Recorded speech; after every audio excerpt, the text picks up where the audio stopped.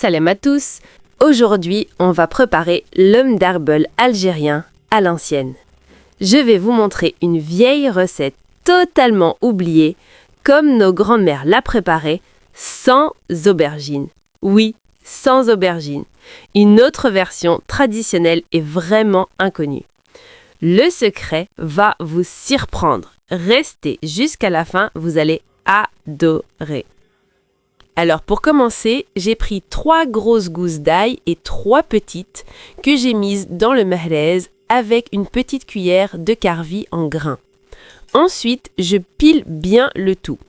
Maintenant, j'ai pris un petit oignon comme celui-ci que je coupe en tout petits morceaux.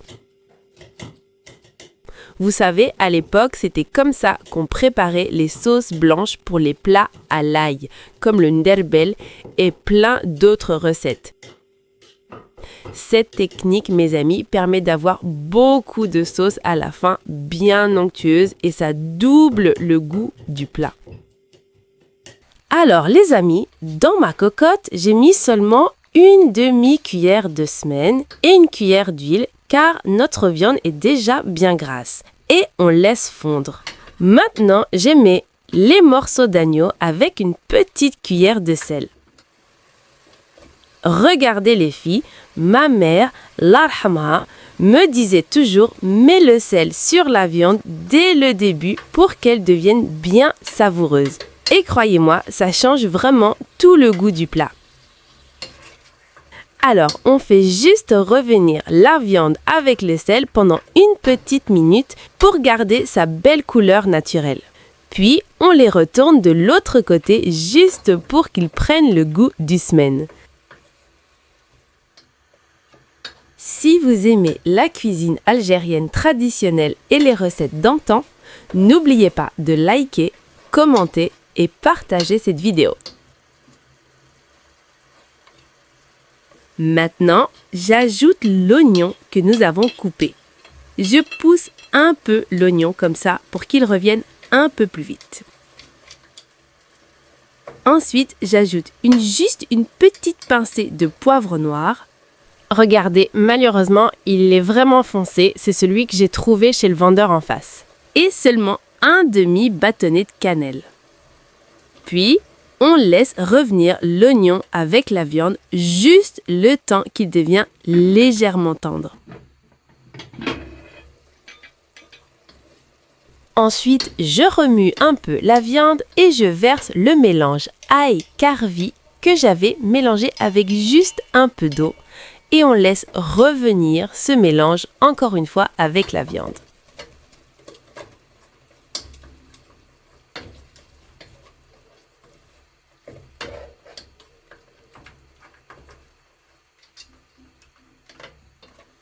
J'ai ajouté le mélange du mahrez avec juste un peu d'eau.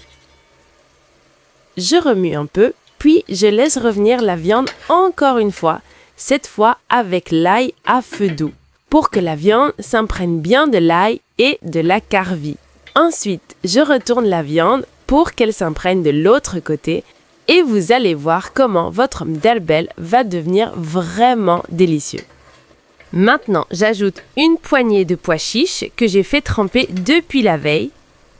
Je suis contre ceux qui mettent les pois chiches à moitié cuits ou déjà cuits, car c'est le pois chiche cru qui va vraiment libérer sa pâte et augmenter la saveur du plat. C'est ça les vrais plats d'Alger. Maintenant, j'ajoute la quantité d'eau chaude suffisante. On ne va plus en rajouter après. Ensuite, on laisse la viande cuire complètement à feu moyen.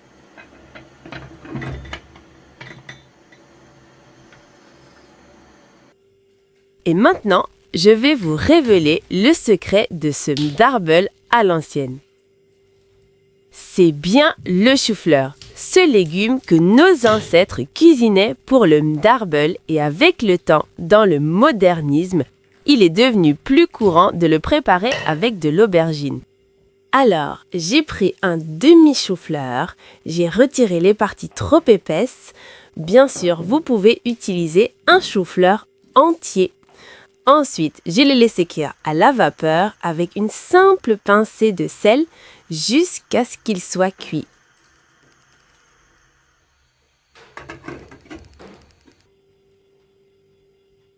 Maintenant, on prépare le mélange d'œufs. J'ai 4 œufs. Je mets les jaunes dans un bol et les blancs dans un autre. On n'utilise que les jaunes. 4 jaunes d'œufs pour un demi chou-fleur. Et si vous utilisez un chou-fleur entier, mettez entre 7 et 8 jaunes d'œufs. J'ajoute une petite pincée de sel et de poivre noir, puis je mélange bien. Maintenant, le chou-fleur est bien cuit, on l'émiette.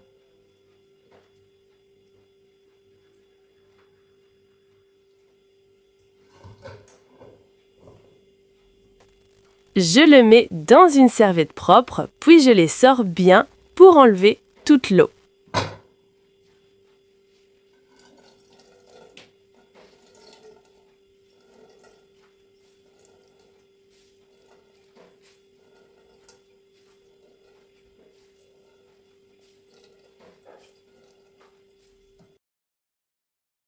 Puis, je l'écrase légèrement. Ce n'est pas la peine de les écraser beaucoup.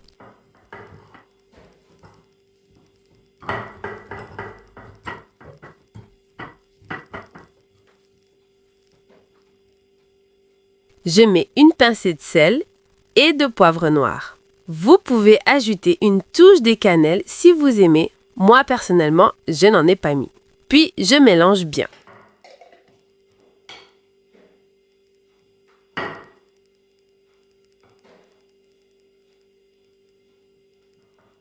À ce moment-là, je forme de petites boulettes de la taille d'un œuf de caille. Voilà cette forme, comme vous voyez ici.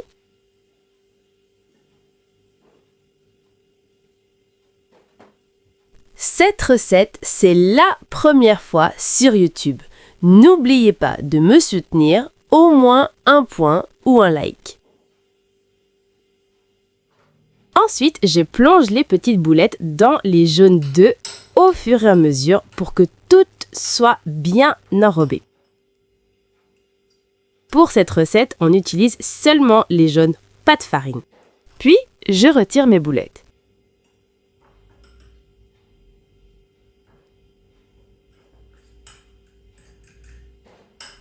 Et au moment de les faire frire, je les replonge une deuxième fois dans les jaunes d'œufs.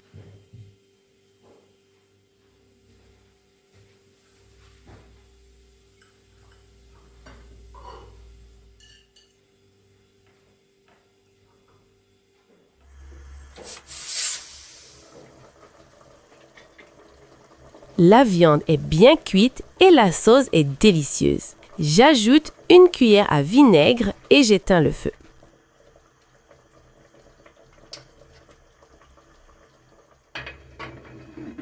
Maintenant, on va faire revenir les boulettes. Je mets un peu d'huile, cette quantité que vous voyez, dans la poêle et je la laisse chauffer.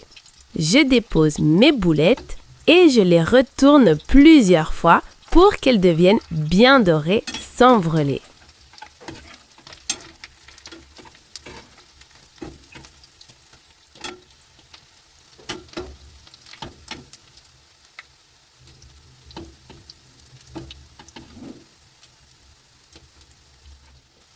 Quand elles sont bien dorées, je les retire, je les mets directement sur du papier absorbant pour laisser sortir l'excès d'huile.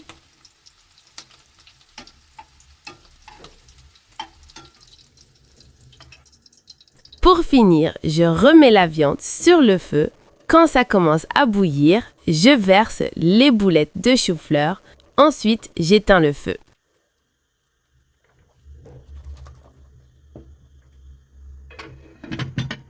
Voilà le résultat final, un derbel authentique. Regardez cette belle sauce, le chou-fleur doré, un vrai goût d'antan, parfait pour le ftour du premier jour de Ramadan. Si vous aimez la cuisine algérienne traditionnelle, n'oubliez pas de liker, commenter et partager cette vidéo. Et surtout, essayez le vrem derbel à l'ancienne chez vous.